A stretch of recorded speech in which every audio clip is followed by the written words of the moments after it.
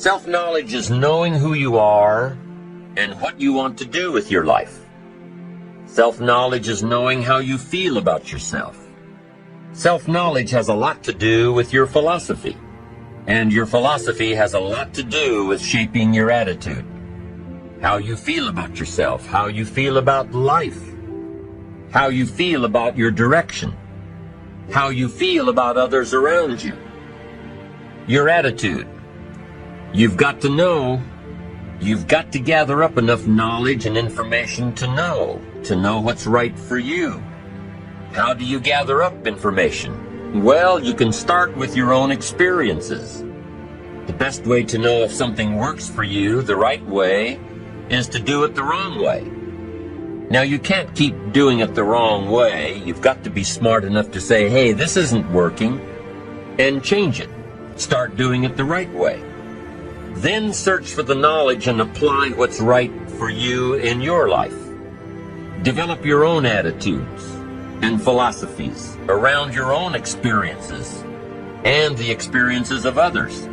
Take all of the information you have gathered and compile it, consider it, debate it, tear it apart, turn it upside down. Look at it from your own perspective and refine it to suit you.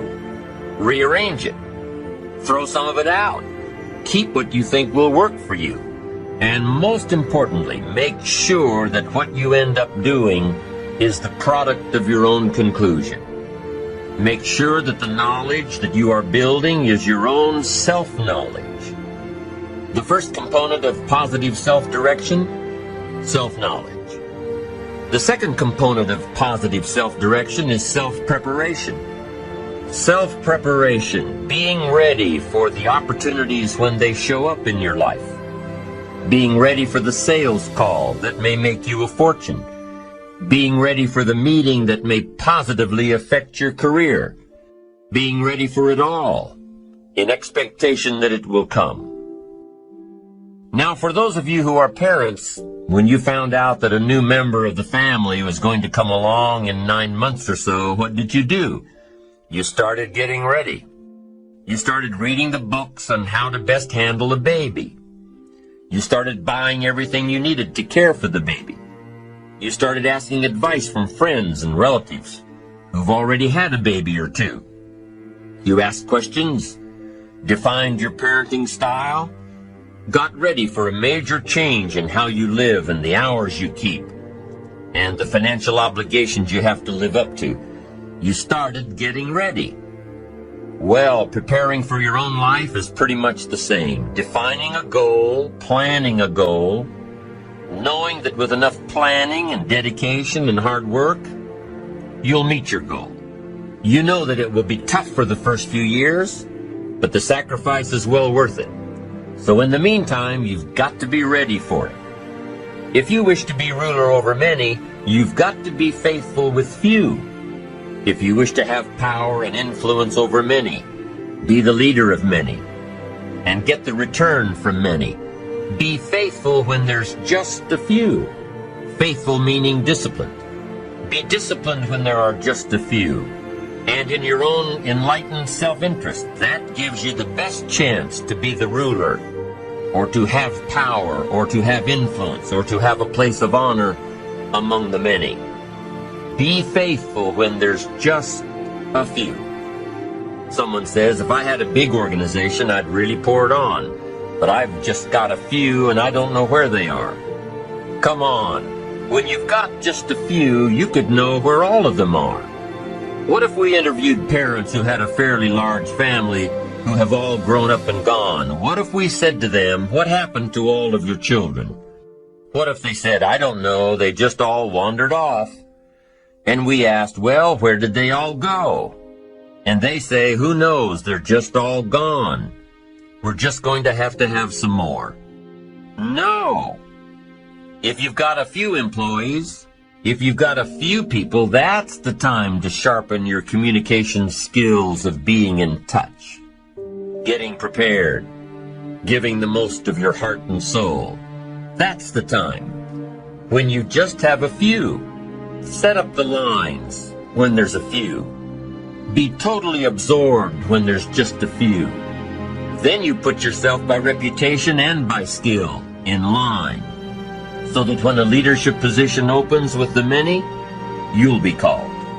That's the key. Now the same thing goes with your money.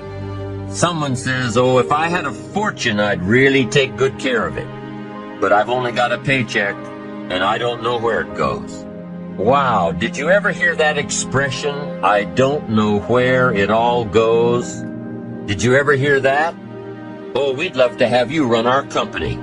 You don't know where it all goes? Wow, we'd love to have you run the world. It just gets away from you? It just disappears?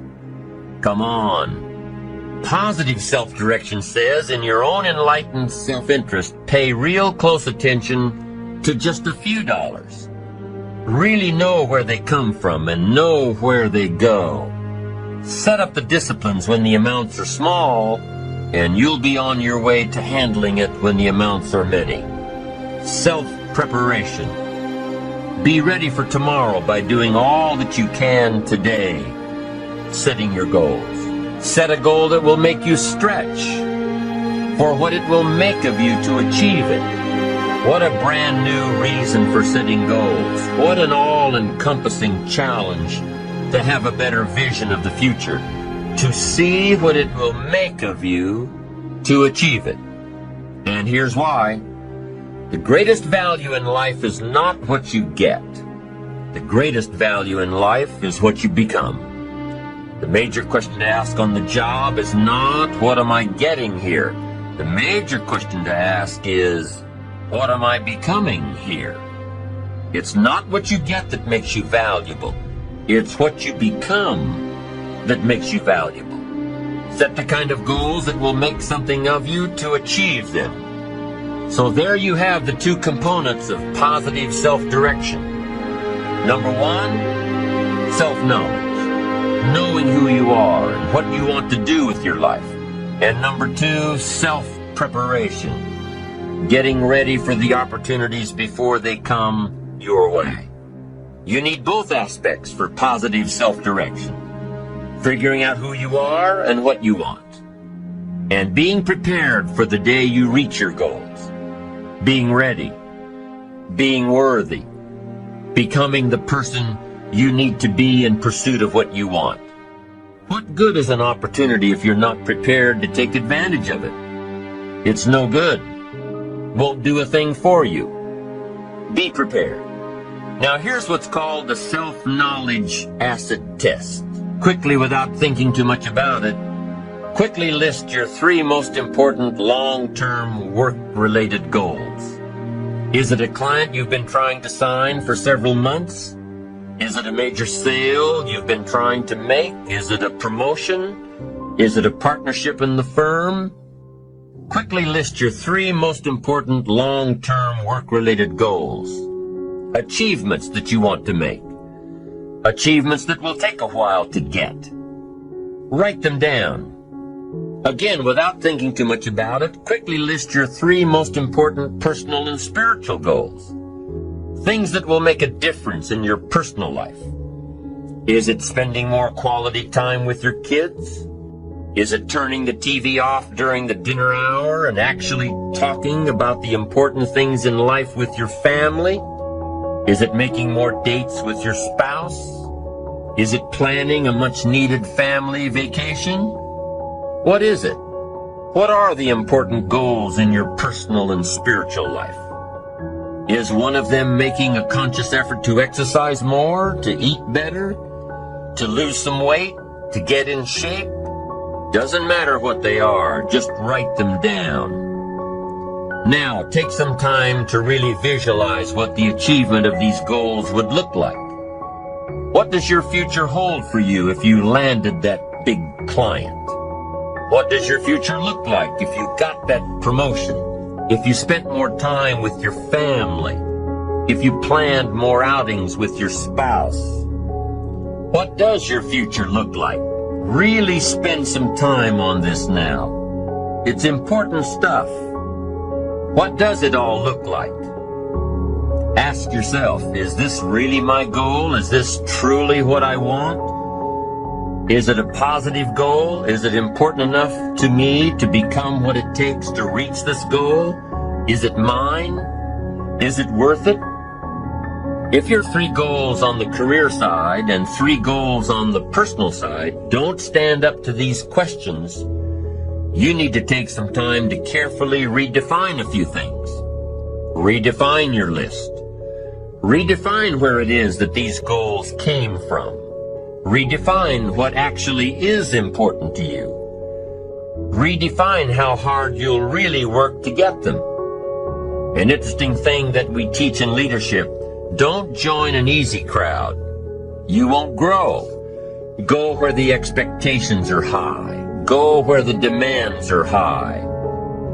Go where the pressure is on to perform, to grow, to change, to develop, to read, to study, to develop skills.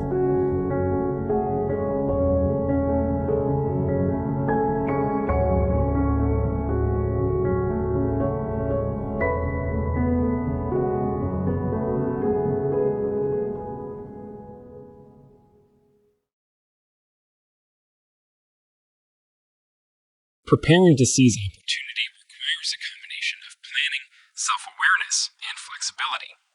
It is important to have a clear understanding of one's goals and strengths, as well as a well-defined action plan for achieving them. This requires setting specific, measurable, and attainable targets, and regularly assessing progress to ensure that you are on track. Additionally, it is important to be open-minded and adaptable, as opportunities can arise in unexpected ways and may require a different approach than originally planned.